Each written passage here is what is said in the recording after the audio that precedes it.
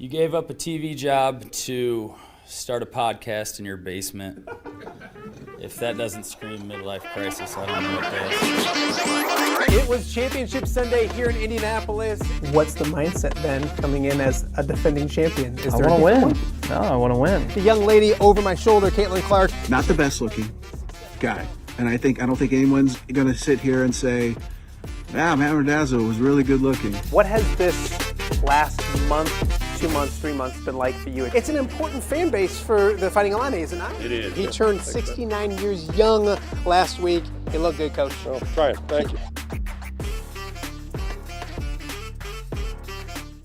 Welcome to Off the Air with Matt Randazzo here on a Wednesday, excuse me, in the Quad Cities.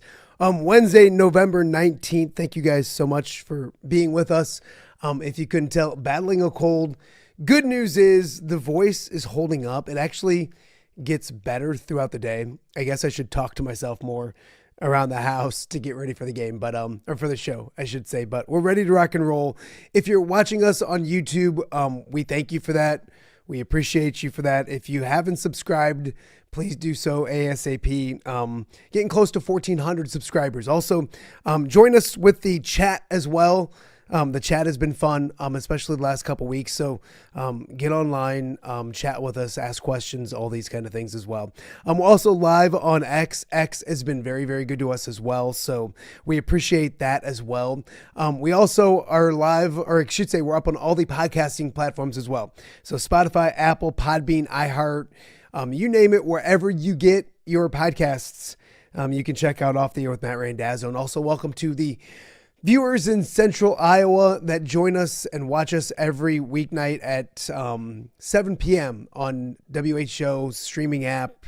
We appreciate you guys. We love the feedback, all that kind of stuff as well.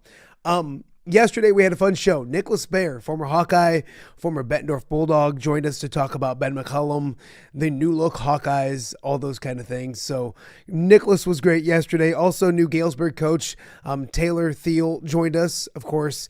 His family's name is on the court in Galesburg. His grandfather, legendary head coach John Thiel. So really great to catch up with Taylor Thiel, kind of get to know him a little bit before we start the high school basketball season. And then Monmouth College is rocking and rolling. They won. They're going to the national tournament. Their head coach, Chad Braun, was on yesterday as well. So check out yesterday's show.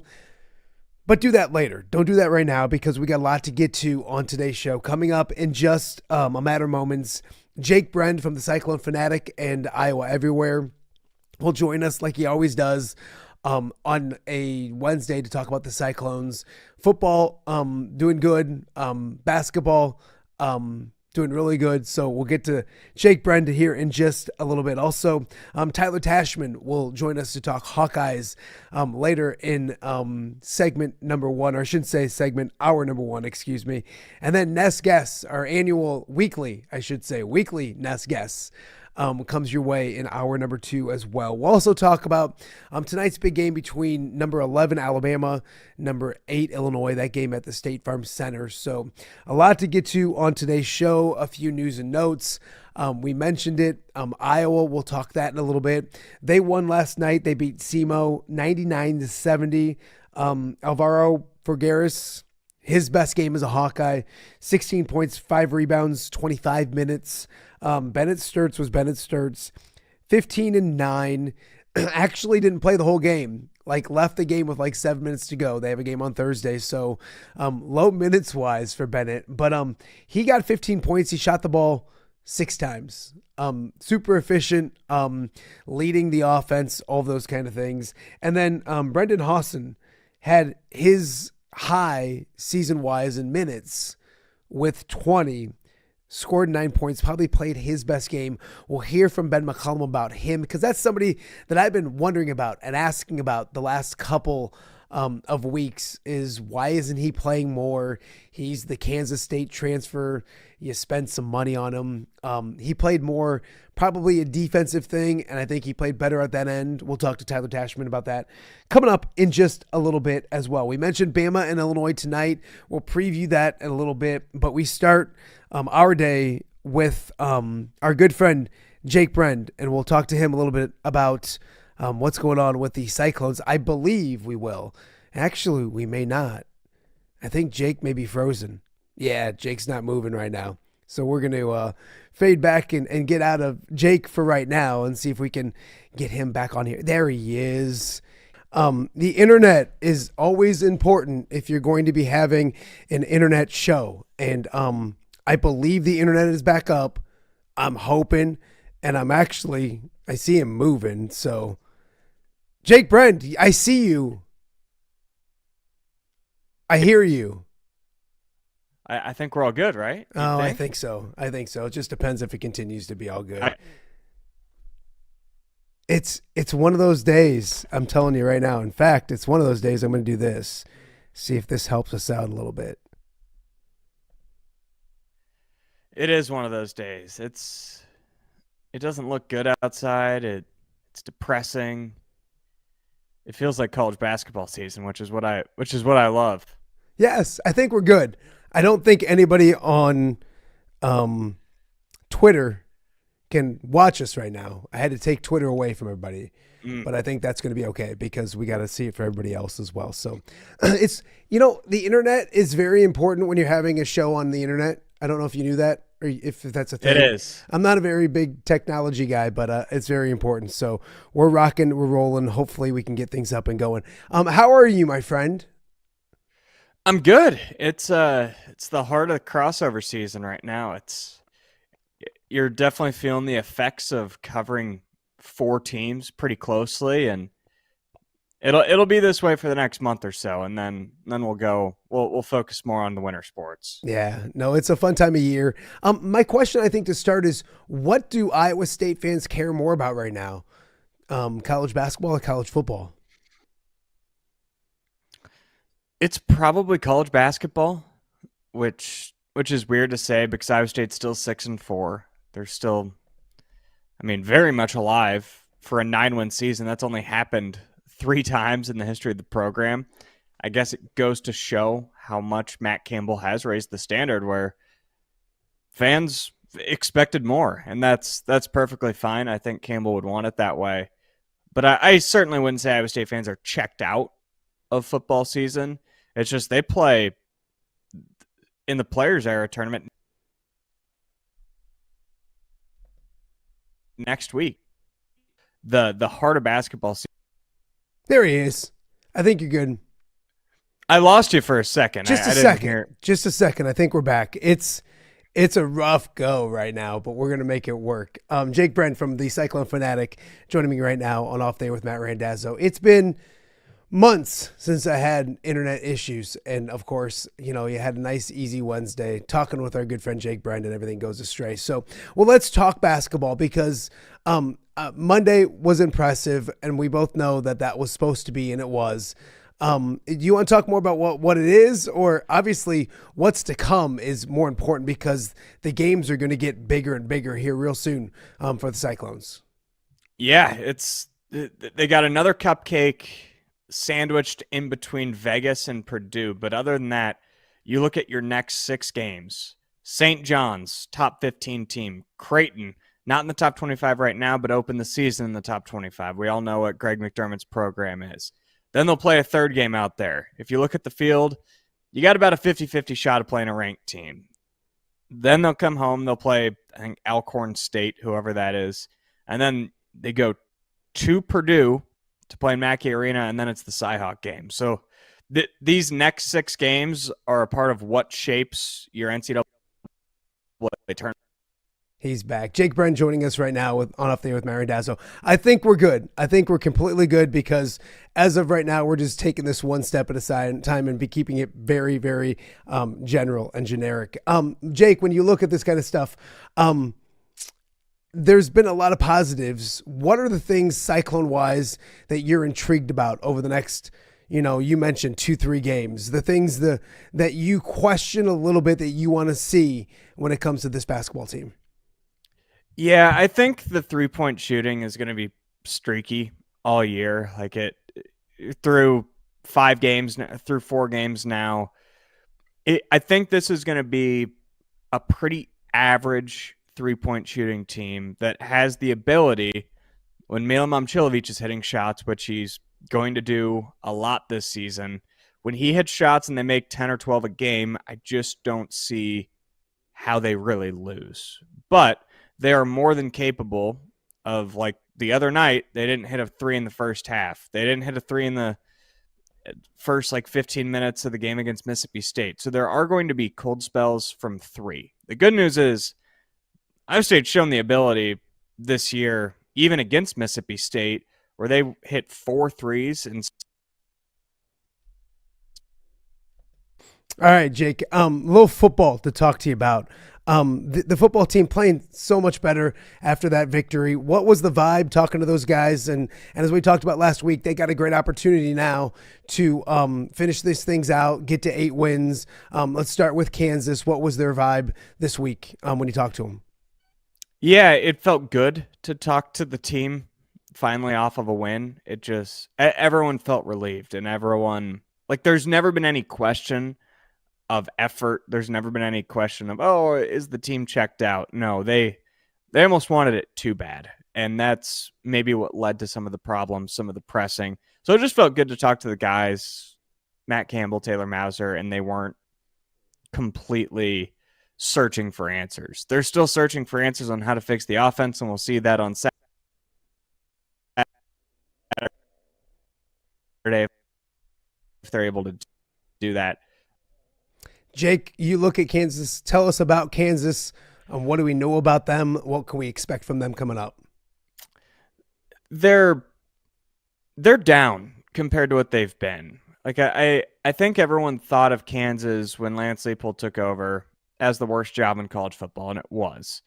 And they quickly went from a terrible program to the Cinderella story, who's taken down Oklahoma, to that's a really good football team. And I think that's where they'd been the last 2-3 years. And this year, I just think they've taken a step back from that. Their defense is really suspect. Jalen Daniels is still really good, but they don't have quite the same weapons offensively for him. They got a good O-line, and they're a fine team, but they're not a team that, Iowa State has no shot of beating, where this is a game they probably should win and have to win to kind of salvage the season. Absolutely.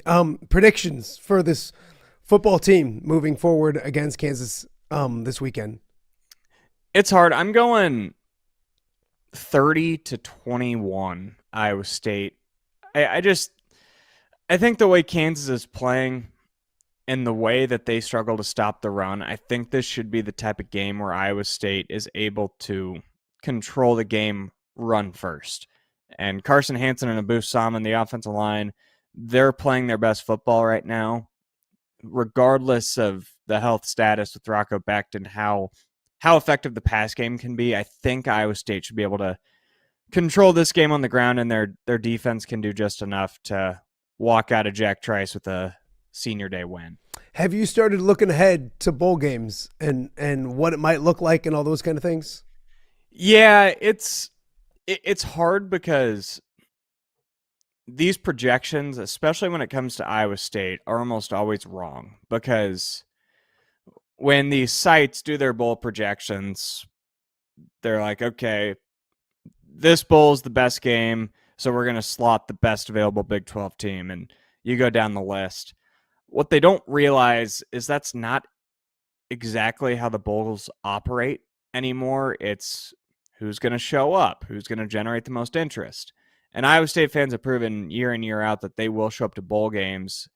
And so I've found, at least in the Matt Campbell era, Iowa State always gets slotted 1 or 2 bowl games better than they probably deserve. So while a lot of these projections right now are saying the Liberty Bowl, I don't know. That could mean they might be going 1 better and could be going to the Rate Bowl. So I would slot those 2 as the most likely at this point, whether it's the Liberty Bowl on January 2nd or the Rate Bowl the day after Christmas in Phoenix.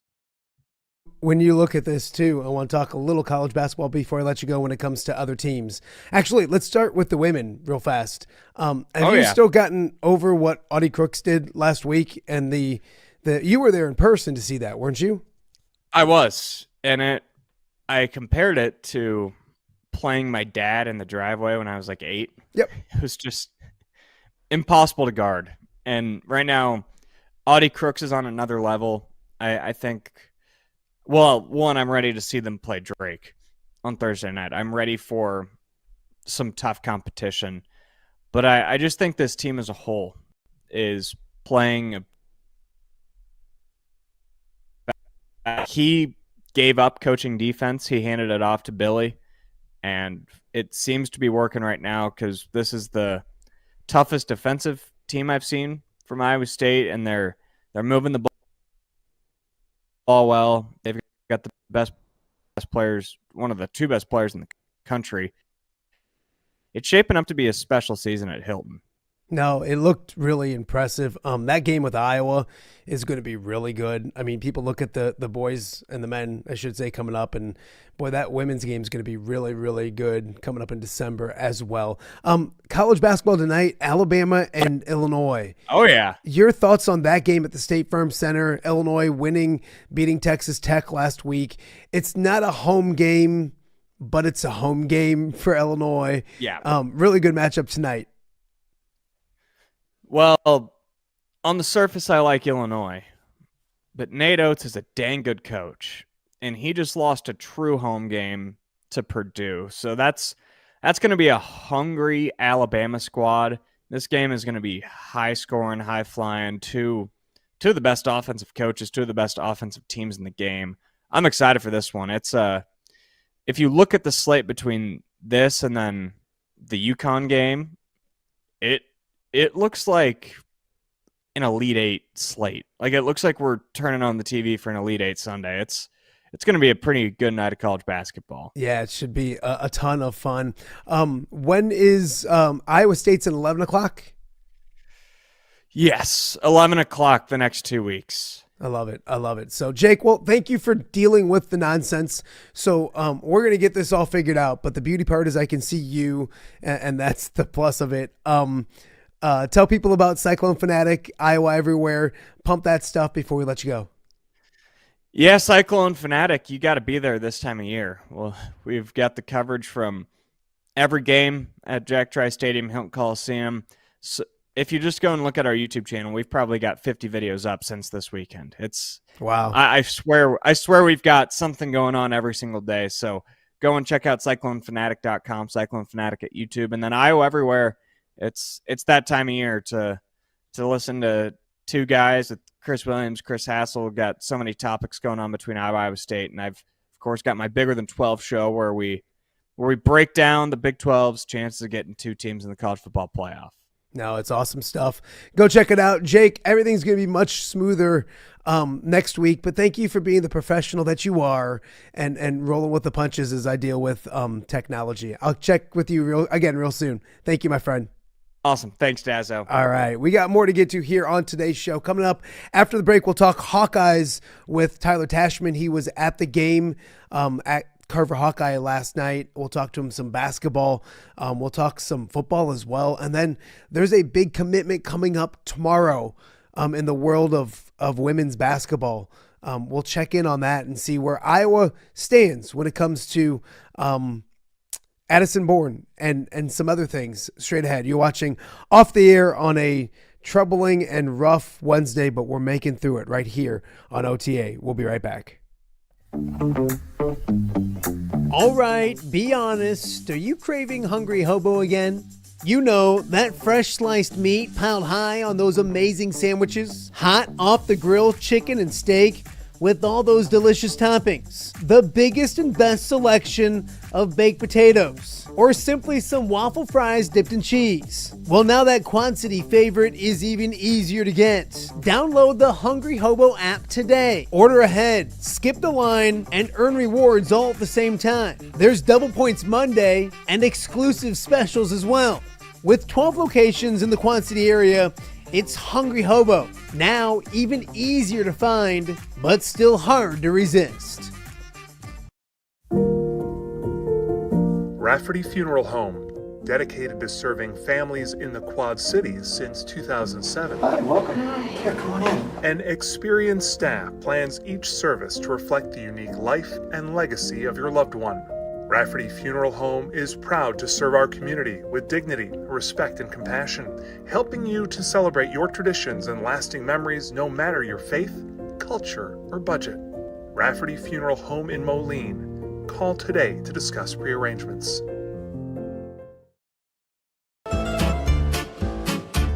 When it comes to quality, convenient pizza, Godfather's Pizza in Silvis has you covered.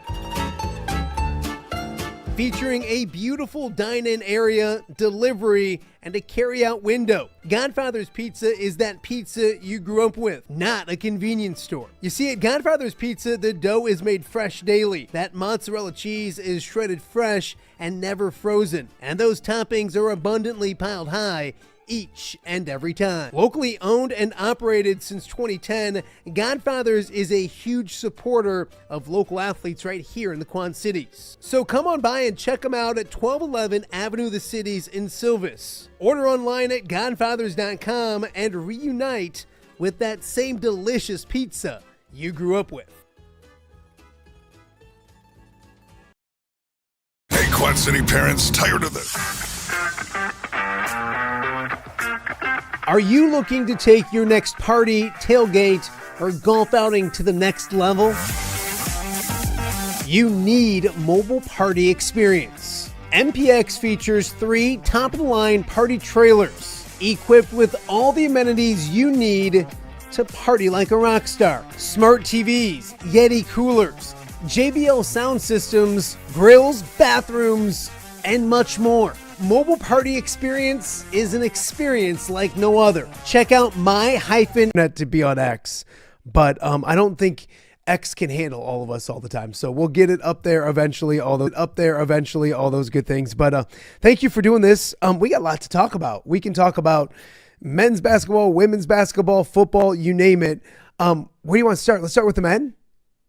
Yeah, sure. Yep. You were at Carver Hawkeye last night. What's the headline? What's the main thing you got out of that game last night against SEMO?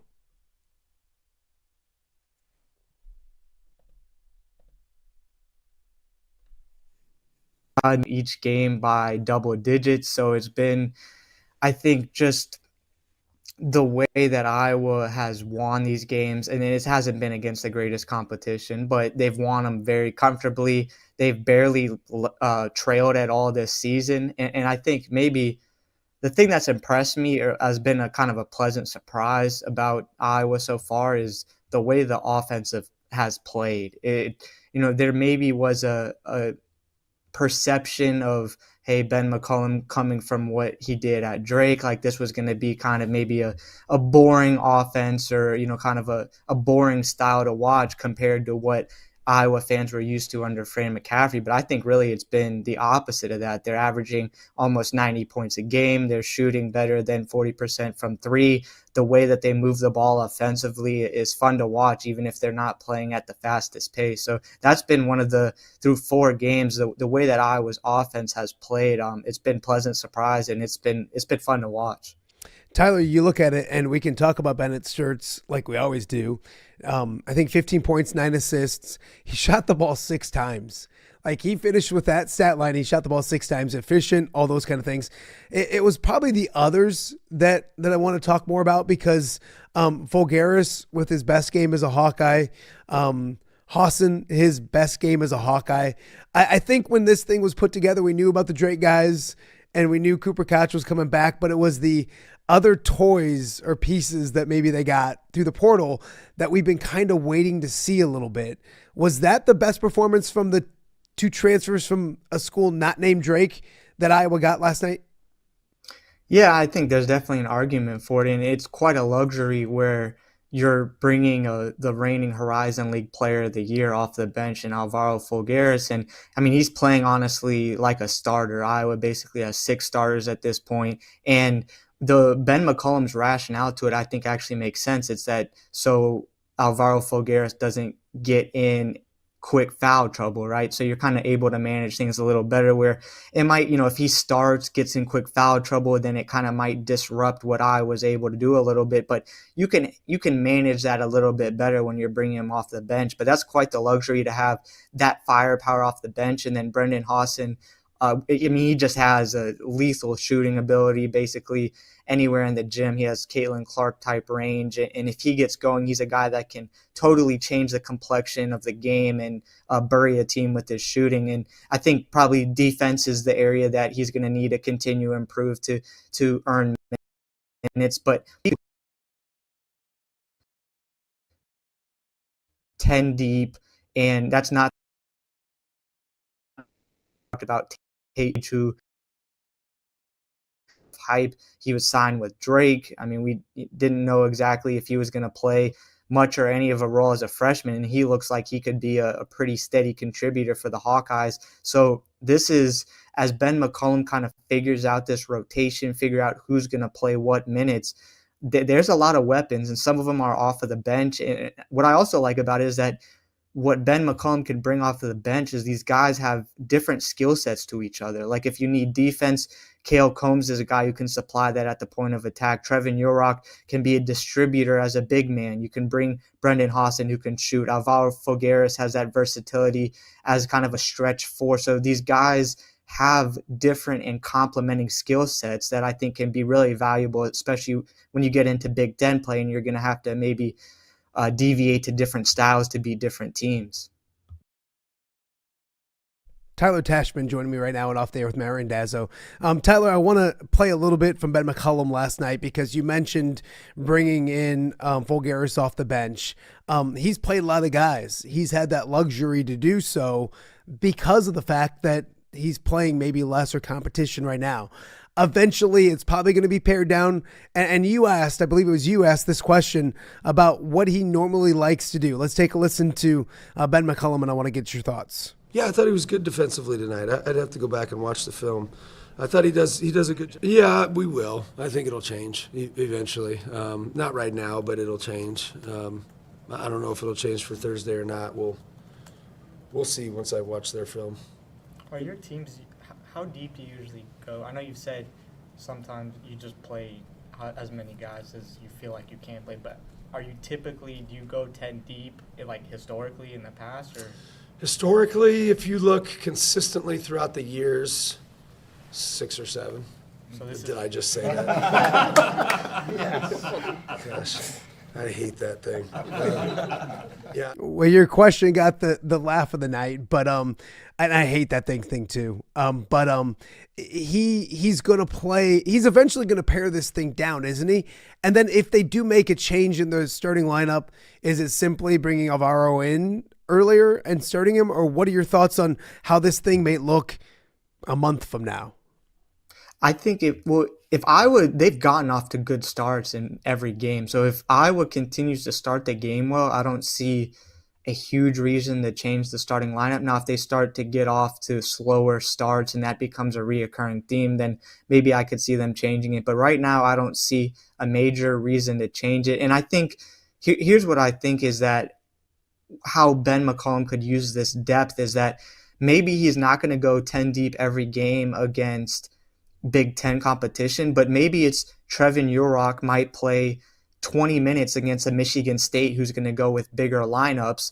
And if Iowa plays a team that stretches the floor a little bit more and goes with smaller lineups, then maybe Trevin Yorok doesn't play as much the next game. So I think it might very well be a game-to-game thing, but Iowa has the ability to play different lineups, to go bigger, to go smaller. And I think that flexibility is going to come in handy because you're going to have to play teams that play fast, that play slow, that play big, that play smaller. So Iowa has the pieces to kind of mix and match, and it might be just getting Ben McCollum getting guys to buy into the fact that, hey, you might not play a lot this game, but we might need you on Thursday, or you might play a lot against Michigan State, but maybe not so much against Maryland. So I think it's really trying to get them to buy into that culture and basically just putting winning over everything else. Tyler Tachman joining us right now. The competition gets tougher next week. Chicago State this week. What does Iowa have to do between now and Chicago State to get ready for what will be a bump in play next week out in Palm Springs?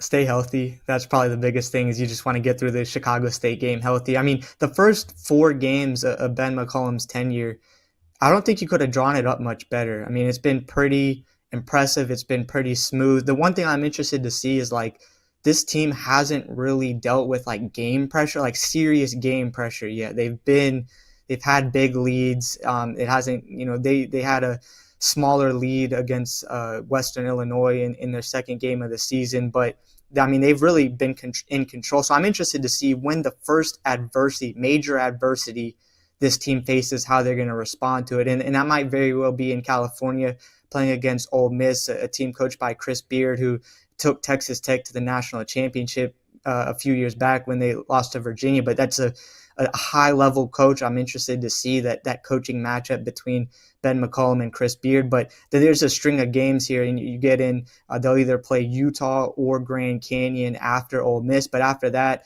you go, first Big Ten game of the Ben McCollum era is on the road against Michigan State, who just pummeled Kentucky. So it's like, welcome to the Big Ten there. And then you get Maryland at home, and then you get Iowa State on the road. So it's going to be a telling stretch here, kind of late November, early December, to see what Iowa is made of. I think you got to get there and get to that point and stay healthy. Bubble wrap Bennett Sturts, make sure that he doesn't get hurt, and then we'll kind of continue to pick up some more hints about how legitimate this Iowa team is over the next few games. Tyler, I wanted to talk one more thing about men's basketball. We mentioned him a little bit. Brendan Hawson played his most amount of minutes last night, 20 minutes, 9 points, made 3 threes. Here was, and I've been the one not picking on at all, but like questioning it a little bit because it hadn't made sense to me the first 3 games that you go out and get a guy and he doesn't play a lot. And the only thing I could think of was, obviously, and people thought of, was defense wasn't what Ben McCollum wanted it to be. Here was Coach McCollum after the game, and then I want to talk to you about maybe a bump in minutes for Hawson and what does he mean for this team moving forward. But first, here's Ben. Yeah, I thought he was good defensively tonight. I'd have to go back and watch the film. I thought he does a good job of supplying energy. He's one of our better leaders, which is a big deal. He leads the way in a lot of ways. He's a great leader in practice. He's always ready to go. I thought defensively he was pretty good. Is it just defense, making sure he plays at that end for him to get more? There was a segment of the game where it was like Alvaro was in, Hawson was in, and it felt like that was the starters maybe I expected to start the season. Your thoughts on Hawson and maybe getting more minutes last night? Well, first off, I felt like during that answer, Ben McCollum, he looked like he was headed towards a yawn, and I was like, I guess we're boring him a little bit too much. We got to ask better questions to keep him on his toes. But no, so here's some context with Hawson is that he is one of, there's a transition process when you come into Ben McCollum's system, right? Because he's brought along guys who he knows, he trusts, he's gone through battles with at Drake and, even with Bennett Sturts at Northwest Missouri State. So that part of that is just coming into a new system and what Ben McCollum wants to do and earning that trust. Another thing is that Brendan Hawson missed a good chunk of the summer while he was nursing an injury. So that kind of cut into his time and being able to be on the floor leading up to the season during the summer program. So, but I was a little bit, I wouldn't say surprised, but it sounds like he's one of Iowa's better leaders, more vocal leaders, which is interesting to hear because he's one of the guys that hasn't been a part of that core group and, coming in, but it sounds like he's done a great job in terms of his leadership. I think in terms of him earning more minutes on the floor, defensively, because it's clear that Ben McCollum isn't just going to throw someone out there for the heck of it. Like if you're not meeting the standards that he is demanding on both sides of the floor, you're not going to get a lot of minutes and you kind of have to earn those. So to me, that's kind of what the deal was with Brendan Hawson, but he's going to give you that shooting ability. I feel like there's times early in the season where he's been forcing it a little bit. And I think that's natural of just trying to play with a new group, but playing within the flow of the offense and taking those open shots when they're available. And the other thing of just having him on the floor is that even if he isn't shooting the ball, he's such a good shooter and demands so much attention that it just spaces the floor. It's going to give Bennett Sturts more room to drive. It's going to open up driving lanes simply because you can't help off of Brendan Hawson. So even if he's not touching the ball, it's going to help Iowa's offense in the floor spacing. So he's a guy that, is maybe if Iowa needs a lot of shooting one game, if Iowa digs themselves into a hole, he's a guy that can dig you out of that pretty quickly. So maybe it's a, matter of, as he gets more minutes, as he earns more trust from Ben McCollum, gets more comfortable in the system, that he's going to become a bigger and bigger part of the equation. Tyler Tachman joining me right now. Quickly, women's basketball tomorrow night's a huge night. It's funny because the men play at home and everybody's eyes will probably be on the women. Their first test of the season. Your thoughts on Baylor, Iowa tomorrow for the women down in Orlando, I think. Yeah, I mean, similar to the men in terms of this feels like kind of the first bigger challenge of the season. And, I think someone who's just been really good to start the season has impressed me is Chit Chat Wright. Just the poise, the quickness that she's played with, and her and Ava Hayden, I think have a chance to be a real dynamic duo offensively for Iowa this season. So interested to see, as Iowa kind of takes a step up in competition, how they react to that, and kind of what type of momentum they're able to build going into Big Ten play. The other big news tomorrow with Iowa women's basketball is Addison Bjorn is going to make her decision, I think 11:15-ish. So I hope my internet is being a little better tomorrow during the show. Do you have any thoughts, opinions, vibes, feels for where that may end up going? Yeah, I mean, I don't know. It feels like it's kind of not quite certain, I guess, at this point. I don't feel like I can say with certainty, but McKenna Velichko, that at the very least you have that kind of star in the class, and I think was kind of a landmark for Jan Jensen, just to be able on the recruiting trail to show that she can get that kind of high end talent. And that the thing that you have with Iowa women's basketball, and it just, Caitlin Clark elevated that brand so much that not just Iowa women's basketball, like you think of Iowa and people are going to think of Caitlin Clark. So that's the thing, that when you talk about the impact of Caitlin Clark, like that's always going to be there for Iowa moving forward. And it's similar to, I'm not going to say based on what she's done in the WNBA, she's not like on Michael Jordan level, but that's like, it's a similar feel to where Michael Jordan is always going to have an impact for Carolina basketball just because of the figure that he was, even, years and decades after he is done playing. But so even if Iowa misses on a target here or there, I feel like you still have that backbone, you still have that passion from the fans to where you can still go out and get high end talent. Yeah, it's funny because you mentioned that it's one of those things that is going to last a couple decades at least, because of the young girls that were watching Caitlin and when they were 5, 6, 7 years old. That's what's going to, stay in their minds as they move forward. So 10 years from now, 12 years from now, when they're looking to go to college, that's still going to be an impact in their head as well. We'll wait and see that announcement. I think tomorrow at 11:15, Iowa, 1 of 7 finalists with every big college you can think of when it comes to women's college basketball. Let's get to some football. I don't want to dwell on USC, so let's turn the page. Your thoughts yesterday, I don't know if you talked to some players and all those kind of things. What's the vibe right now that you get when it comes to Iowa football and bouncing back on senior day against a Michigan State team that's struggling in a big time way? Yeah, so this is my thoughts, not the players' thoughts, but is that a win would not help things a lot just in terms of like the trajectory of the season, but a loss could hurt a lot because it would raise more questions. So I feel like it's kind of Iowa has not much to gain and a lot to lose in this type of matchup. The good news is that Michigan State has just been on a pretty bad spiral. They won their first 3 games of the season.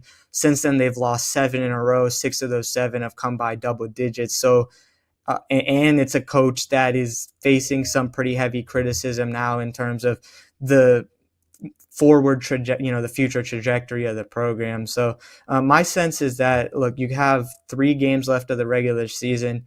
Iowa has beaten teams of Michigan State's caliber and even better this season very handily. What gives me a little bit of pause is that there are some injury concerns on Iowa's end. They had 3 offensive linemen that went out against USC, and Kirk Ferentz didn't rule any of them out, but he also didn't say any of them were certain to play. Also, TJ Hall on the defensive side. So that's going to make things, I think, a little bit more difficult. But just given the way Michigan State's season's been going, I mean, I feel pretty confident that Iowa should be able to win this pretty comfortably. Tyler, it is senior day, and it's going to be a big senior group, an impactful one, and one where you like start looking at next year with like, man, they're going to lose a lot up front in different places. What's the senior group meant to this team? And I know it hasn't been the record they wanted. And I know we had Pat Anger on Monday, and I said, hey, do you buy into the 4 games by 15 points? And he's like, no, that's participation trophy stuff. You got to win the football games. So I know it's been a good team. I think it is a really good team, but it hasn't done what they wanted to do record-wise. But this senior group seems like a great group that left an impact on this program. Talk about some of the seniors that are going to walk off the field for the last time coming up on Saturday. There's just a varying stories, right? You have a guy like Xavier Wampa who came in as a highly touted recruit, hasn't necessarily had a career that went from a point A to point B in a straight line, but he's playing his best football of his Iowa career. And then you have someone like Mark Gronowski, who has spent just 1 season at Iowa, has gotten Iowa's quarterback play, moving in the right direction. It hasn't been perfect. The passing game has still been a major struggle, but he has at least been an upgrade at quarterback. And then, you have a guy like TJ Hall, so we're not sure if he's going to play, but I mean, he went through some major growing pains. You think back to that Nebraska game from 2022 when he got thrown in there as a young cornerback, but a lot of different paths taken to this point. And it's going to be, I mean, my brain kind of spinning forward is like, how is Iowa going to replace some of these guys moving forward? Especially to me, 2 of the bigger questions going into next season is going to be the offensive and defensive line, because you're losing a Logan Jones, you're losing a Jennings Dunker, a Bo Stevens, guys who have been really key to the way that Iowa's offensive line has broken through these last 2 seasons. And then on the defensive line, Ethan Hurkett, Max Llewellyn, Aaron Graves. So it's kind of a bittersweet, I think, is a good word for Iowa fans, because you're getting to celebrate some of these guys, but on the other hand, that you're going to be losing them, and you're going to kind of have to be filling those shoes moving into next season. No, absolutely. Tyler, do you have a prediction? Give me your thoughts or your predictions for Michigan State and Iowa coming up 2:30 on FS1. 31-10, I have in Iowa's favor. I feel like even with the injury concerns, this is one that Iowa should be able to take care of. Last game in Kinnick of the season. This is just a Michigan State team that doesn't have a lot of experience winning this season. I mean, when you're on a 7-game winning streak, basically, no momentum coming into a venue that's not easy to win at. And I just think Iowa has enough in the tank. And then, you move into the Nebraska game where I think if both teams were 0-1,000, it still would be a game that would generate some anticipation and be, hot tensions, especially the way that the last 2 games have gone against Nebraska, with Iowa winning in clutch game-winning field goal fashion. So the Nebraska game is going to be high emotions, intense. Both fan bases are going to be hungry for a win either way.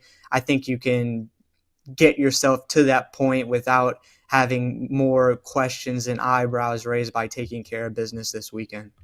Is there a thought process for a bowl game? I know I got to let you go, but is there a thought process? Have you started looking ahead to those kind of things as well? Yeah, I mean, the thing is just the bowl games at this point, it feels like almost the beginning of the next season versus the end of, versus a continuation of the current season, because you have opt-outs, you have guys, declaring for the NFL, things of that nature. I think, to me, what makes the bowl game most intriguing at this point is if you get a name brand. Like, to me, the brand makes the bowl game more than the specific team. So, like, if Iowa were able to play like a Tennessee again in a bowl game, and maybe you were able to rewrite the narrative of how you've played against a ranked team, that's the most that I think Iowa can get out of a game like that, where you can show that there is actual growth from the program and build yourself momentum moving into the next season. So, if they're playing a middling Big 12 team, a middling ACC team, it's hard to get super excited for it. But I think you can put yourself in position to play maybe a upper middle, SEC team, and at least that makes it a little bit more interesting and builds some at least excitement for the game to where it feels like you're actually making some type of progress if you're able to win. Tyler, thank you for bringing some normalcy to my show today. I've been dealing with technology and everything else, so a friendly face just to carry the load is basically what you're doing, which is what you always do. You do that with Chad Leistico as well. Like, let's be honest, he's not listening. It's basically you carrying their load, right? Nah, we got to give him credit. He does most of it. I just come along for the ride. Hey, I'm basically his intern. You guys both are fantastic. Tell people how, I know you got to go, but tell people how to check out your stuff, Chad's stuff, all those kind of things before you go. Yeah, hawkcentral.com. I'm on social media at Tyler_T15. I love it. Tyler, get out of here. We'll catch up with you again real soon. Thanks, my man. All right. Appreciate it. All right. That is Tyler Tachman joining us, talking a bunch of Hawkeyes right here on a Wednesday in the Quad Cities. It's a gloomy Wednesday. It's a gloomy, rainy Wednesday, and my internet is driving me crazy. But we're battling on. We're going to get through this thing one thing at a time when it comes to all those kind of things. Don't forget, when we talk about the Hawkeyes, it is a 2:30 kickoff this Saturday at Kinnick Stadium. And the pregame show is at 12:30.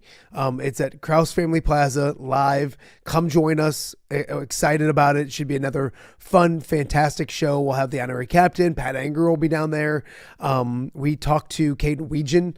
We'll go inside the huddle with Caden Weegan as well. Trying to get my good friend Jay Kidwell to join me for the media perspective of things. But it's a lot of fun. I've been honored to get to do it this year. It's on the Hawkeye Radio Network. We'll kick things off coming up at 12:30 this Saturday. Stop by, say hi, or listen wherever you listen to Iowa football around the great state of Iowa. We got more to get to. When we come back, we're going to Hungry Hobo. The internet there is fantastic. And we're going to have Ness Guess, Mark Nessler, as we do week 12 of Ness Guess and much more. You're watching OTA on a Wednesday right here in the Quad Cities. We'll be right back.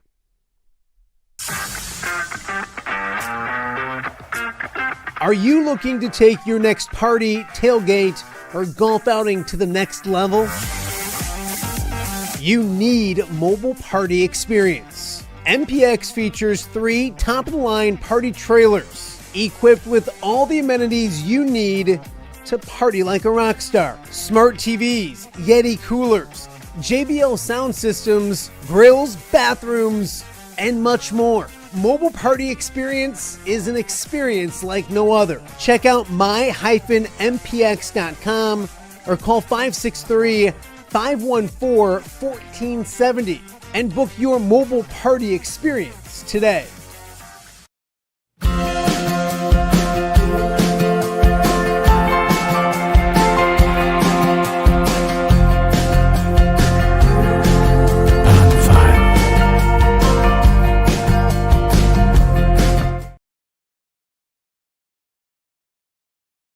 Give me the keys.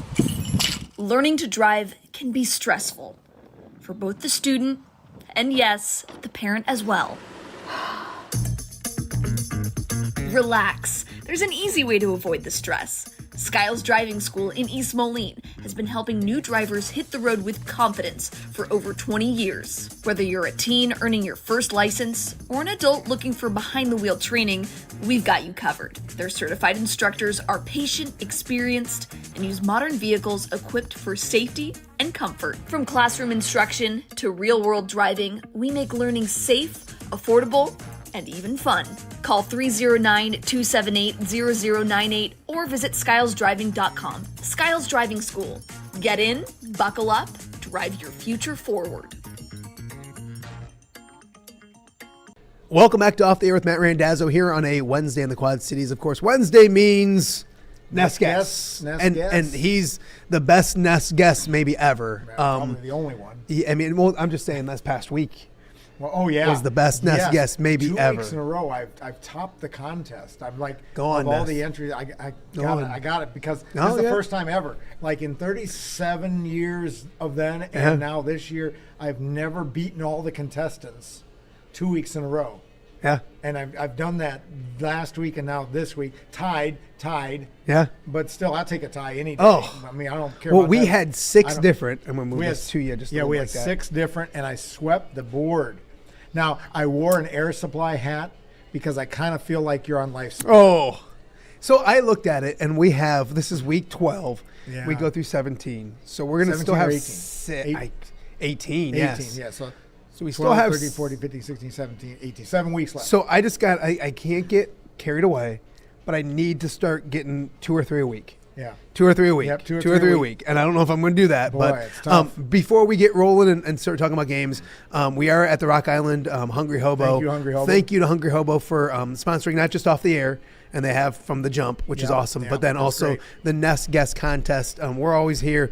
Carson's there. He's already cashed out his waffle fry that he gets every Yeah. single week we come here. So we appreciate it. Thank you for that. And anybody wondering what Ness Guess is, shame on you. You should know. But for 37 years, Mark Nessler at the Dispatch Rock Island Argus did the Ness Guess. I played it when I was a kid, Yes, cut you it out did. of the newspaper, all that kind of stuff. I got to do it as part of the newspaper at WQAD. And about, 6 years ago? 7 years ago. 7 Yeah, years ago, it 7 went away, Yep. and we decided we wanted to bring it back. And this guy, 6, I had to, 7. We just 6, 7 Oh, right there. look at Right that. there. So, but See? here's the thing: is like you can't, and it's not like I dragged him out of retirement to No, come you do sort it. of did. But like you were questioning a little Oh bit. yeah, I wasn't sure. And now look, I've never done this. I'm the greatest of all time. He's Muhammad Ali. So it's been a bunch of fun.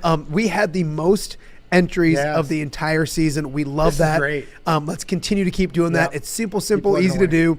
It's free to do, which anything in this world isn't free Yeah. anymore. So free to do, This is and then weekly winners, they get great Hobo food from food, Hungry yeah. Hobo. So Yeah. it's a win-win all the way around. Let's talk about this week's winners. Well, before you get there, Okay. no. I went 16-3. Unreal. And our winner went 16-3. Heath Smith. Yeah, attaboy, Heath. Smith. I think he was off by 1 on the tiebreaker. Yeah. So he would have beat me. Yeah. Because I don't, tiebreakers. Yeah. I figure who needs them. Yeah, right. But anyway, and we had a 4-way tie at the top. But last week, I got to give all the credit to Snoop. Snoop was my good luck charm Yeah. last week. He had the chips Yeah. and the salsa. Yeah. And the salsa was a big hit for my Quad Cities Christian teacher staff. Yeah. They loved it. They loved the chips. It's funny because when I take Snoop's places, my wife gets mad because she's like, "You act like it's yours." I get so proud of it, and she's like, "You don't do it." I'm like, "I know, but Yeah. it's so good, and I want more people to know how good it is." Because I think when you're in the Quad Cities, you kind of know. In Rock yeah, Island, you have to in know. Rock Island, you really know. Yeah. But like, yeah, it's really good stuff. So- but I need some good vibes from him Well, then you too. do- you Maybe do. I should return a phone call, and maybe I would do well. Maybe that that's would- the whole thing. Maybe that would do it. Now, 2 weeks ago, I had the bobbleheads. Yeah. Last week, I had the Snoops. And I had Carson come to the back of here and like say, who do you want to have the pie and face? He said, Yeah. I want Dad to. I had still- them. I still in put it. punishment. I put the video Yeah. of him and I saying. Carson says, "How many games do you think you win?" 6. And I said, "How about 7?" And we did the Yeah. 6-7 thing.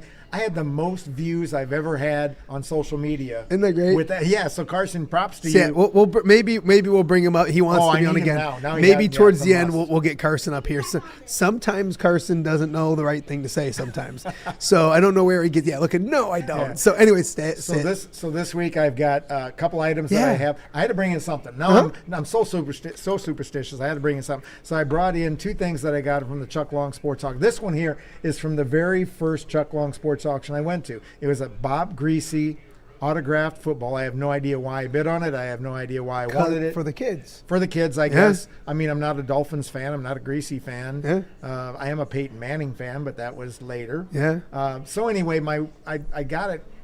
I don't know why I got Yeah. it. But anyway, here it is. Yep. And I probably overpaid for it, and that's okay. Yes. And my very first, We hope you did. my very first purchase I did because I got, for my mother-in-law, I got a Precious Moments Noah's Ark set. Yeah. And they said, and the guy at the auctioneer, who will give first bid out? And I said, yeah, I'm in that one. Yeah. And who gave me a second? There was never a second bid. Wow. and so I learned a lesson there. Yeah. So, Well, let me tell you. So Dan Burch did that for so many years. Yeah, he did. He was awesome. And then there was a year in between Dan and myself, and I would always go and kind of watch what Dan did, and then I took it over. And I'm like, well, I'm just going to do what Dan did. And Dan would he'd start the bidding. Yeah. And then somebody else would go, but he knew when to do it. And so my first year doing it, and I'm like, I'm not married. I think my wife and I were, and it was an Ernie Banks, and I love Ernie Banks, but I'm like, I'll do it. And I put a pretty big bid in, and then it was crickets after that. That's what I had. And Dan just sat there and just laughed and yeah. laughed. And so at the end of the night, he came over to me, and he had a signed Kirk Ferentz ball. He's like, hey, I got this. I bid on this for you because you went in too deep trying to be me. I'm like, and it's always, sometimes being Dan got me in trouble, but that was one of the times. So even better than that is this one, which is, I don't even know who this is, Dazzo. Ernie Stockner. He's a Steeler. Let me get you can the tell dust it's off of dusty. it. Yeah. It's dusty. I pulled it out. I literally pulled it because I needed good luck charms. STAUTNER. If anybody knows, yeah. So I have no clue. Somebody's probably watching this yelling at us saying, going, I'm a Steeler fan. So anyway, this is my good luck for this week. The Dolphins, my church that's game. Your good luck, my church game last week came through. The Steelers beat the Bengals. So let's talk a little bit about last week because I start with Iowa. And I'm watching it's 21-7. Oh, and I thought that was, and I'm feeling feeling good. I'm like, okay, that's one of them. And then the next morning, I'm in Mass being a good kid. I come out, and it felt like, that Washington was going to win that game. Yeah, all they had to do was kick a field goal late, and they win the game, and they decided to go for it on fourth. And so, anyways, I lose that one. And then I saw it snowballing, and I didn't know for sure what it was, but I just knew it was Bears same way. Vikings take the lead late. I'm like, okay, Lions, I'm good with that one. Eagles, and then the Cowboys on Monday night. That was bad. I don't know why I got took some advice. Don't ever take the Raiders. Yeah, well, that was I love you, Ben Andrews, but never take. Sometimes the Raiders. I'm trying to overthink it. You know what I mean? And that's what you have to do in my position now. I'm going to be doing that more often. So that's one of them that again, I don't think I can be 10 different every week because if I am, I'm probably going to do some dumb ones, and then I'm just going to give back everything I get. So, but I got to be a little bit more aggressive. Yep. But I got a long ways to go again. But even my underdogs are coming in. I mean, I had the Broncos over the Chiefs. Yes. That one came That's in. another one. Yeah, another one. Wasn't that overtime also? Do we need to talk about every single one that you got right? Yeah, can we? Yeah, my goodness. And that's the thing too, is I thought that one was good as well. But yeah, I gotta play it safe a little bit. Again, if you're just tuning in, we're keeping track on how we're doing against each other, and the loser gets a pie in the face from the winner. We did it back when I was at WQAD and you were at the newspaper, and I think I've taken 3 pies to the face. One year you gave me 2.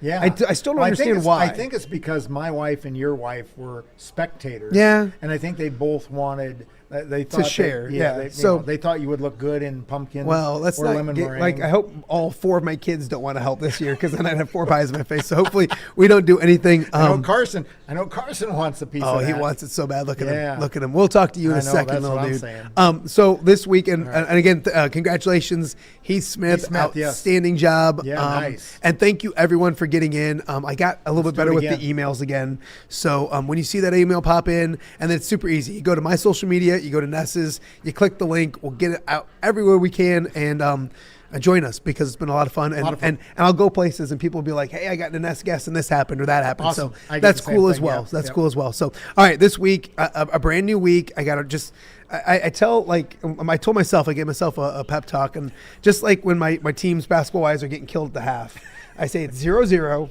Let's win the half. There you go. Yep. So it's 0-0. We're just going to try to win this week. Iowa back at home. Boy, I knew this would kind of go the way how Iowa goes because I'm going to always pick Iowa. So, I mean, I really want them to be 10-2 this year because that would mean and they could very well be. I mean, they're 7-4. 15 points, 4 losses. There's a really good, a really great 7-4 team. Yeah.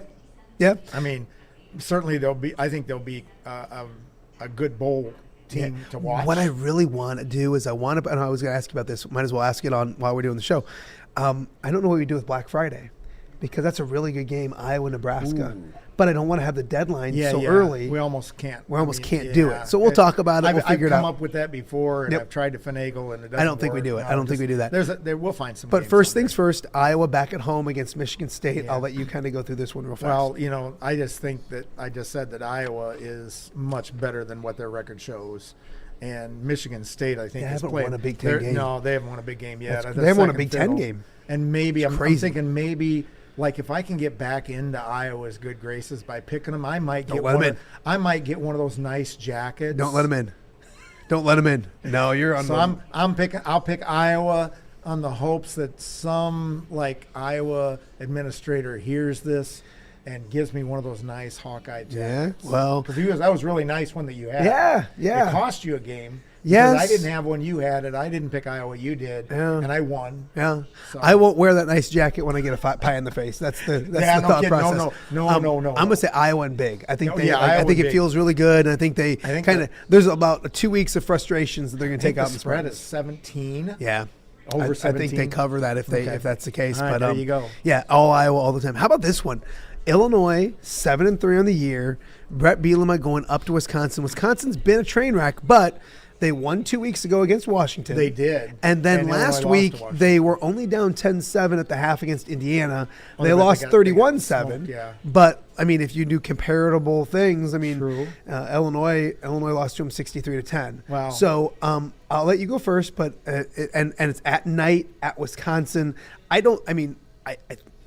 It's probably I know where you're going, but I don't think it's a no-brainer. That's what my I guess what I'm trying to say. I do. Okay. I do. Yeah. I look at the two scores before that. Yep. The two that you mentioned, the two that you tried to lure me in Yeah. on was Indiana and Washington. I said, you know what? And I was looking at that, and I said, you know what? Might not be bad because, like you said, they were in it with Indiana and they beat Washington. Yeah. But the two before that, they got skunked by Ohio State and they got skunked by Iowa. Yeah. Skunked at home. At home. Both of those two Shut were out. At home. Shut out. Yeah. Yes. So I'm on an Illinois roll after not getting very many Illinois games early. You're Teflon. You can go against teams and then they welcome you back into their graces. Yes. And that's what Illinois did. Yes. That being said, and I like Illinois, I probably think they win the game. But when you're down 13, Wow. you got to take some chances. There you go. And I'll say they'll be jumping around in the fourth quarter. I think it's a big deal still. They put their faith behind. They said Luke Fickell's coming back, which is crazy to me. I thought he'd be fired by now. So, give me Wisconsin. Yeah, I mean it could happen. Yeah. I mean it could. What's the spread's only 7. Okay. So yeah, it's manageable. I'll take a home underdog. Yeah. That'll work for me. Yeah. Other big as one of the the weird thing is the SEC usually gives us some marquee matchups, And they don't. and they don't this week because they step out of Alabama's playing conference. Eastern Illinois. Yeah, it's Eastern Illinois. Yep. I'll take Alabama, by the way. Yeah, I don't think we're You going to put want that one Eastern on. Illinois We're that not putting that one. How about this one? The other good Big Ten game is USC going to Oregon. The two teams that recently just beat Iowa. Yeah. Hook up in Oregon. Your thoughts on that game? It seems odd to say two Big Ten teams. I know, right? Oregon and USC. It's weird. I will never ever get used to that. It just doesn't seem right. But I mean, I've been a Duck fan from the beginning. I still think they're they got one loss, two losses. They have one. They won. They have one So, just yeah. to Indiana. Yeah, they could be a contender for the whole thing. Yeah. The whole thing. I mean, there's so many teams. Texas A&M, I didn't see blowing overcoming a 30-0 deficit. So I think the national championship is up for grabs. I don't think there's any real favorite, but I think Oregon could be there. They are, they're a 9.5 point favorite over USC, and I have to go. And at home, I have to take Oregon at home, and so I think so do you. Yeah, and that's the thing too. Is I was just going to say I don't want to get. That's the thing is, let's say I pluck one with Wisconsin. If I do, I don't want to give it back with something. No, silly. don't give it back. Yeah. So I'm gonna go Oregon as well because they're at home, and I think they like to run the football and be physical up front. Oh, they do. And so I think that's the way we go with that one. All right, let's go to the NFL. Okay. Ness, there's your Bears. Man, I'm are telling you, in first place. They are trying to lure me back in. I used to be a Bear fan. I'm not trying to make people feel bad for me, but and I get so many text messages from Bears fans reminding me they're in first place. And I get it, Is that but 'cause you're Lion? I didn't text anybody when the Lions were in first place for the last 3 years. That's the way it works. So I was good, but no, it is what it is.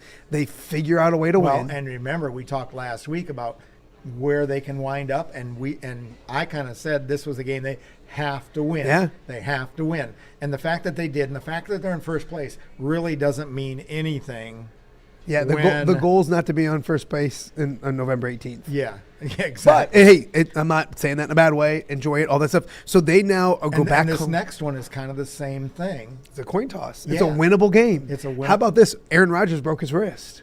Did he really? I didn't. Yeah, know that. so it's his left wrist, no surgery. He wants to play on Sunday. But they have to get him cleared from the doctors in order for him to play. If not, it's Mason Rudolph, who's not a good quarter. And people get mad at me when I said this earlier this week. I got the text messages and the tweets. I just said, like, every time, it feels like every time the Bears are good, they have a lot of luck that comes their way. And they have. But that's the NFL in general. Have. Like, they it's really such have. a league of parity that you need breaks to go your way to have a special season. And credit to their coach. It's fun watching their running game. Just the fact that the Bears really, he was hit or miss in the past. Yeah. And now they're and Williams, man, some of his escape artist gets back in the pocket and I think he's dead to rights. Yeah. And he comes out of it and somehow either throws it away or finds a connection. Lives to play another down. Yeah. So it's like I think it really could be the Bears' year.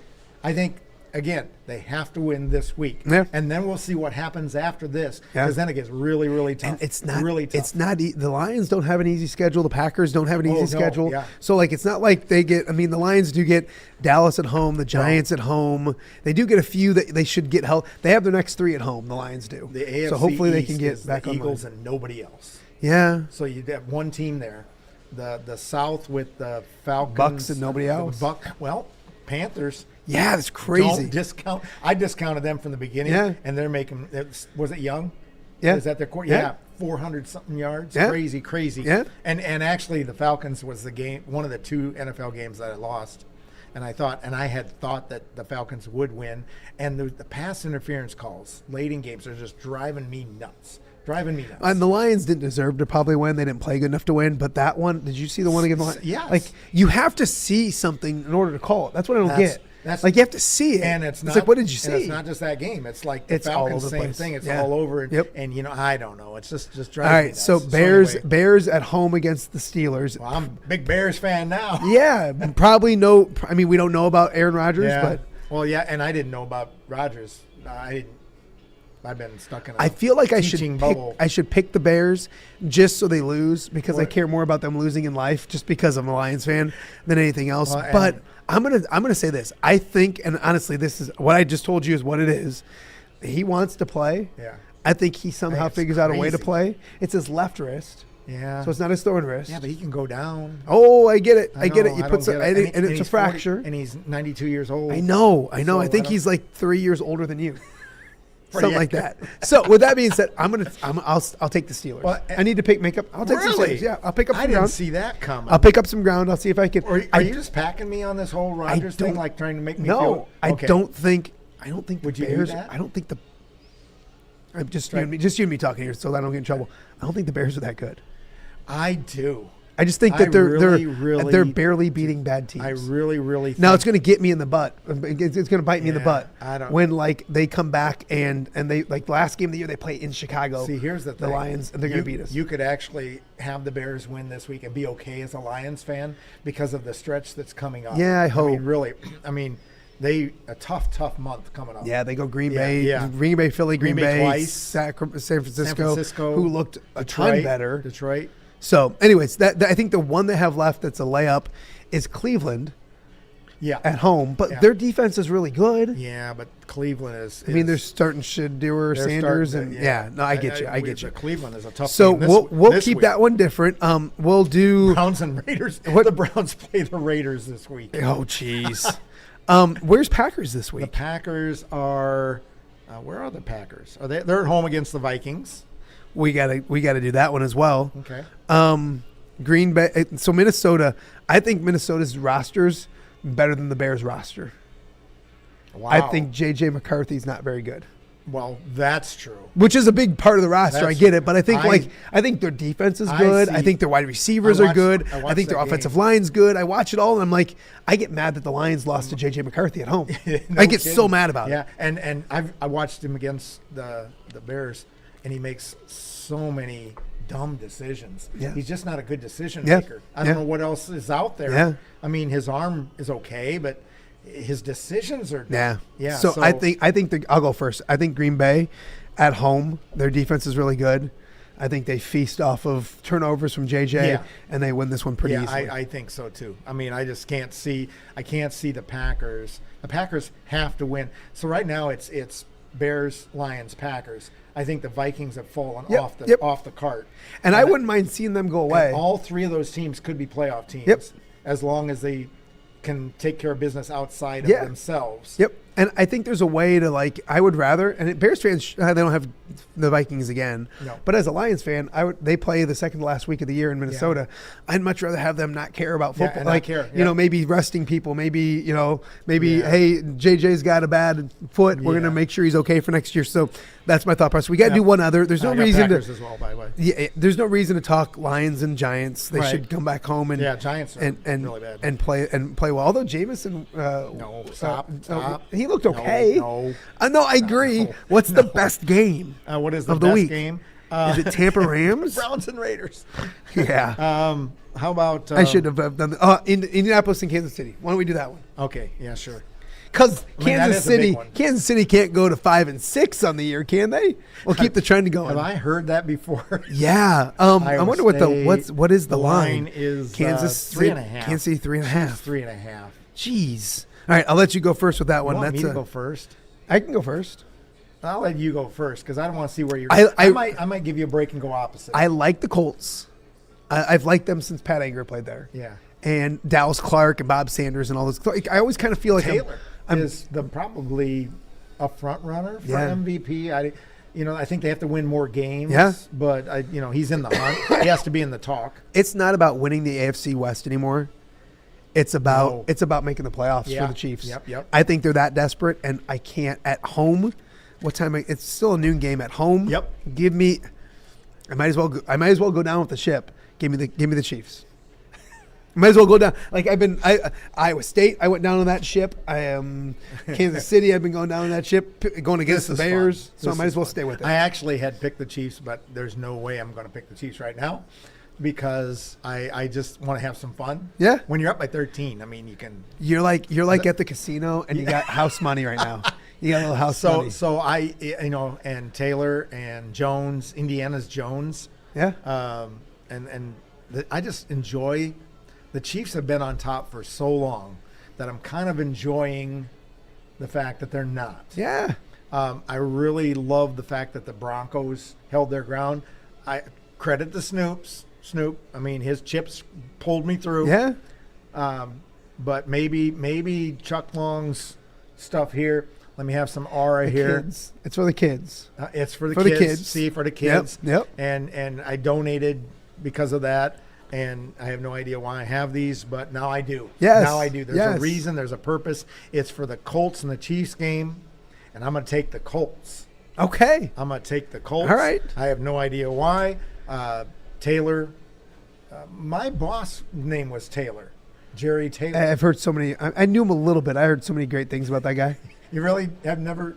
I met him a few times. Oh yeah, he was the greatest. I met him several times, but like I didn't know him the way that John Marks talks about him. You talk about him. I will. All those people. Yes, one of the greatest humans. Those kind of bosses don't exist anymore. Well, I love that one. And Russ Scott was another one. Yeah. So I had two of the best there. So and Johnny will say the same thing. But that's where we're at now. So man, right now I'm going to do one more really quick one. One more, okay. How does Philly and Dallas going to Dallas the way Philadelphia's looked last couple? Dallas is not good. Just because Dallas won last night, don't be misled. Okay. No. The Raiders are just that bad. Yes. No, I agree.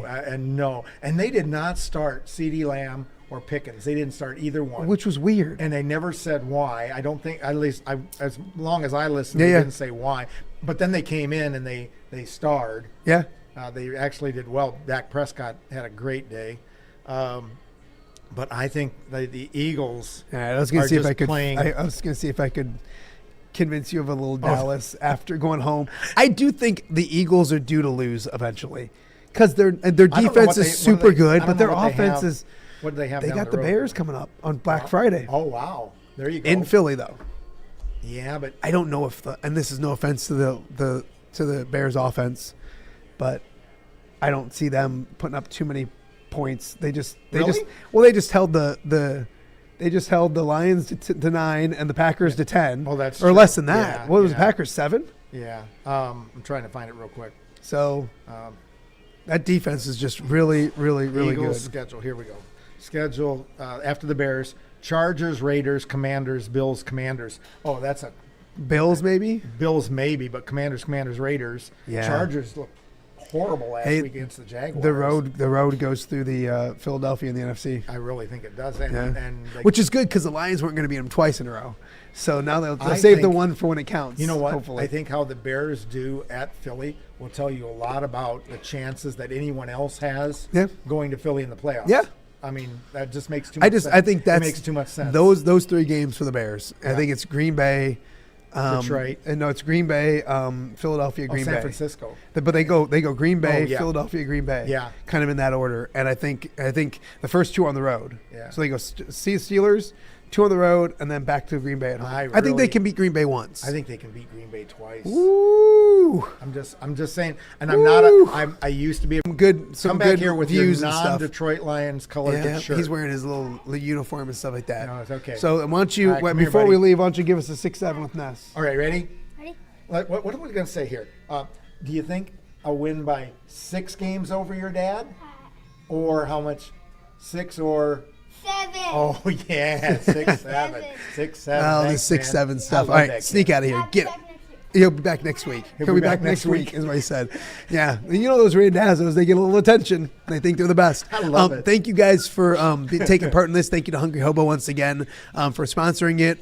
The link will be out there. Yep. Get signed up. We had the most entries Let's do it again. Let's make last that week. Let's break the that second record most again this entries. week. And we will see you guys back here at Hungry Hobo again next week as thank well. you, Hobo. We got much more to get to. You're watching OTA on a Wednesday right here in the Quad Cities. Hello, Dan Pearson here of FCA. Our team is thrilled to support Off the Air with our good friend Matt Randazzo. We share the view of the power of sport when it comes to relationships, including the influence of the coach. FCA believes the coach is the most influential person in America. Matt celebrates local coaches and athletes. His content is informational, insightful, and inspirational. Our Fellowship of Christian Athlete team loves partnering with Off the Air with Matt Randazzo while we engage, equip, and empower coaches and athletes in our 23 counties. FCA, the heart and soul in sports. View from the West, the podcast covering Illinois high school football.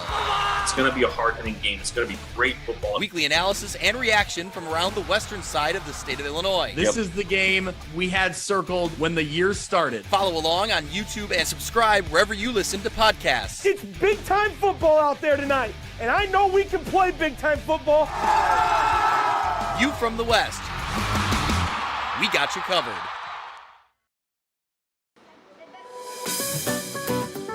Are you looking for the Quad City's best chips and salsa? There's only one dude to turn to. Right on. Snoop. Hand-cut chips, fried fresh with that crunch you've come to love. And the most addicting salsa with delicious fresh ingredients each and every time. Pick up your chips and salsa, queso, enchiladas, and much more at the Stern Center in Rock Island. To place your order, simply call the man himself. It's Snoop at 309-314-8197 and find out for yourself what the rest of the Quad Cities already loves. Welcome back to Off the Air with Matt Randazzo here on a Wednesday in the Quad Cities. Wednesday, November 19th. Thank you guys so much for tuning in so far today. It's been a fun show. It's been a crazy show, a trying show for me because my internet out here in beautiful South Milan is for some reason not great today. So we're grinding, we're battling, we're getting through it, and we want to thank our guests for doing the same. We talked Cyclones with Jake Brend to start the show. Tyler Tachman talked all about the Iowa Hawkeyes basketball, men's wise, women's wise, and of course, football this weekend against Michigan State. And then, of course, our good friend Mark Nessler and Ness Guess from Hungry Hobo last segment as well. So much to talk about when it comes to football these days. And we got the college stuff and all of those kind of things. NFL is super intriguing. I've been getting plenty of pushback from Bears fans this week. Fun and angry, which is great. I do pick the Steelers to win this week. I'm intrigued to see what the next 4 games looks like for the Bears. And I think they know it too. I think they know that they can't continue to play from behind and then figure out a way to win at the end, or have a crazy way to win at the end. The competition steps up a little bit, so we'll see if the Bears can step up as well. But I will say this, and I tell every Bears fan this: they're 7-3 for a reason. They're a much better football team than they were last year. It starts with the trenches, and they improve the trenches, and they run the football. And that makes everything so much easier when it comes to football. Makes your quarterback play better, makes your defense play better because they're fresh. They're on the field less, all those kind of things. So Ben Johnson's doing a good job, and the NFC North is going to be intriguing the rest of the way out. Of course, the Packers play the Vikings this week as well. That's at Lambeau Field. And then it's the Lions and Giants. It sounds like Jackson Dart might be back for the Giants, but the Lions, they're 10.5 point favorites. Boy, if they lose that one, I don't know if I'll have a show on Monday. So again, go to Ness Guess, go to my social media and click on the link and get signed up. It's free to play. Winner gets great food from Hungry Hobo. So it's a win-win. So go check that out. And of course, make fun of me on social media if you want to about the Bears and the Lions and all that kind of stuff as well. It's always a bunch of fun. Big games coming up tonight in the world of college basketball. It's Alabama at Illinois. We'll break it down tomorrow on the show. 8 o'clock tip-off from the I think from the United Center. Yeah, the United Center as well. So as Tyler Tachman mentioned earlier in the show, Alabama lost at home to Purdue. Now, Purdue is a good basketball team, really good basketball team. But I think I was kind of surprised by that result. I think they're going to be coming in with a bunch of energy, refocused, all that kind of stuff. But, man, everything that I've seen from Illinois, I've liked. And I think it's going to be a high quality basketball game. Obviously it's not at home, but it might as well be at home. It's going to be a big advantage for the Illini. And it's going to be a game that you look at it playing at United Center. It's one of those things where Illinois and Alabama almost look like NBA teams sometimes. The way they play offense, the way they push the pace, the way they score points. So I think it's going to be a high-quality, high-level college basketball game tonight in Chicago. And, of course, we'll break it down tomorrow on the show. It's on FS1. Tip time is at 8 o'clock. And I'm trying to look at one thing real quick. Illinois is a 3.5 point favorite in the game as well. So we mentioned it's at the United Center. So we'll talk more about the Illini, but that's a big game coming up. Tomorrow also on the show, we'll keep tabs on the Addison Bjorn commitment. I think it's around 11:15. So the second half of our show, we'll see if Iowa can land their second 5-star recruit of this class. Obviously, McKenna Velichko is already coming to Iowa next season. She's signed. She's ready to go. Iowa could sign easily their best recruiting class in history if they can get Addison Bjorn to sign with Iowa or commit to Iowa tomorrow. So we'll keep track of that one. We'll also get you ready for Iowa and Baylor women tomorrow night as well. And we'll get Tom Kakert on here, I think. Hopefully we can track him down because the Iowa men play against Chicago State tomorrow at Carver Hawkeye Arena as well. So a lot to get to when it comes to basketball. Best of luck. I know our local teams aren't still alive in the postseason for football, but there's some semi-local teams that we've kind of gotten some viewership from as well. A huge game coming up when it comes to Lena Winslow and Stockton. That game on Saturday should be fantastic as well. So we'll talk a little bit more about that throughout the week. Jess Settles will be on the show on Friday as well. He was on the game call and doing color commentary for the Iowa game last night as well.